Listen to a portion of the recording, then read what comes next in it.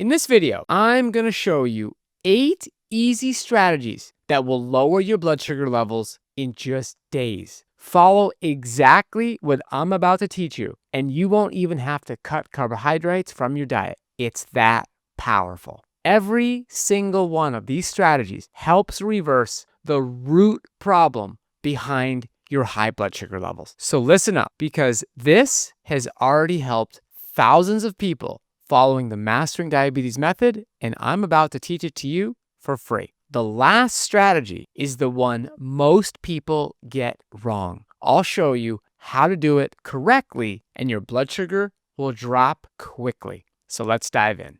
When you're living with prediabetes, type 2 diabetes, or type 1 diabetes, you've probably heard the same advice over and over: cut carbs. But here's the truth. It's not the carbs that are the root problem. It's cellular malfunction called insulin resistance. Once you fix this root issue at a cellular level, you can eat carbohydrate-rich foods and watch your blood sugar stabilize. The first 5 strategies I'm going to share help you reverse the root cause, and the last 3 give you quick results so you stop feeling frustrated every time you check your meter. Strategy 1: eat more carbs to lower your blood sugar. This is what I call the fiber flood secret. I know that sounds totally backwards, but here's why it works. When you eat whole, fiber-rich carbohydrates, fruits, beans, intact whole grains, starchy vegetables, you're slowing the release of glucose into your bloodstream. Fiber acts like a brake pedal. In fact, a 2021 meta-analysis in clinical nutrition found that people who increased their dietary fiber significantly lowered their A1C, fasting glucose, and post-meal glucose. Another study of people with type 2 diabetes who added about 40 to 42 grams of fiber a day saw their A1C drop by roughly 0.55% and their fasting blood sugar dropped nearly 10 milligrams per deciliter just from adding fiber. Rather than fearing carbs, start flooding your body with whole plant foods that are naturally high in fiber. A simple way to do this today is to swap out refined grains like white bread or white rice for intact whole grains, or add beans and a big salad to your lunch. This may be confusing for some, but we are dedicated to helping as many people as possible reverse this problem for good. So head over to masteringdiabetes.org, where we post delicious, hearty, colorful recipes for free. Now, you may be thinking, but all carbs, whole or not, spike my blood sugar. In this case, then pay attention to the next point. Strategy 2: slash the fat to unlock the cells, aka the hidden cause of high blood sugar. Here's the real reason your blood sugar is high. And no, it's not the carbohydrates you just ate. It's excess fat inside your liver and muscle cells. The carbohydrates that are spiking you up are just showing you that something has gone horribly wrong in the cellular machinery that regulates blood sugar. That fat inside of your cells, known as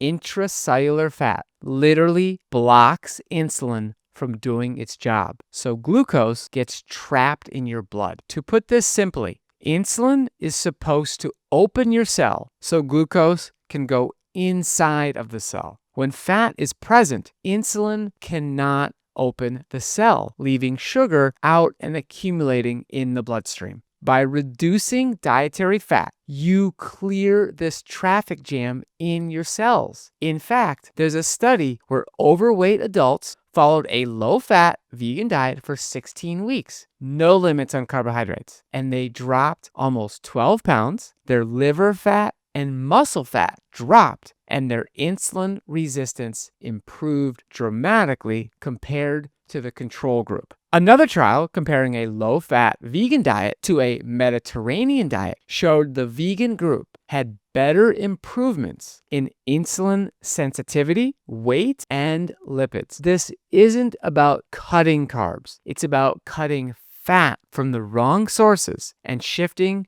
toward whole plant-based foods. Increasing your insulin sensitivity is exactly what you need. This quite literally means that your cells can now open and let glucose inside and away from the bloodstream. How do we make this happen? By keeping your fat intake around 10 to 15% of total calories. I'm not going to get into the macronutrient calculations, as that is specific to each person, but as a rule of thumb, keep your fat intake under 10 grams at each meal. For more in-depth free training on how to lower your A1C and fasting blood sugar, comment the word training below and we'll send you a registration link. It's free. Now, let's dive into optimizing your blood sugar levels around mealtime. Strategy 3, stack your plate with green power foods, or what I like to call the carb safety shield. Leafy greens, non-starchy veggies, sprouts, herbs. These foods add bulk, fiber, and phytonutrients that slow down the digestion of your entire meal. They actually act like a shield around your carbs, so the glucose trickles in instead of rushing in. This is why the Mastering Diabetes method follows a traffic light system in which green light foods are unlimited. You can start right away by filling at least half your plate with non-starchy vegetables at lunch and dinner, or starting each meal with a big salad. I will leave a link below with an in-depth article on the Mastering Diabetes nutrition guidelines in which you'll find the traffic light system. Now, let's dive into the type of carbs you should avoid. Strategy 4, break the fast carb addiction, aka kick processed foods to the curb. Processed and refined foods, think white flour, sugary snacks, fried foods, act like a fast lane for glucose. They spike your blood sugar, spike your insulin, make you hungry again, and worsen insulin resistance over time. It's a vicious cycle. Replacing them with intact whole foods smooths your blood sugar curve dramatically. Our guidelines categorize these processed foods as red light foods for a reason. They push your glucose out of control. So take a look at your pantry and for the next week, swap refined for whole. Replace white bread with true whole grain bread. Cookies with fresh fruit. Chips with air-popped popcorn or edamame. For an easy to follow guide, our link to the traffic light system we recommend will be below this video.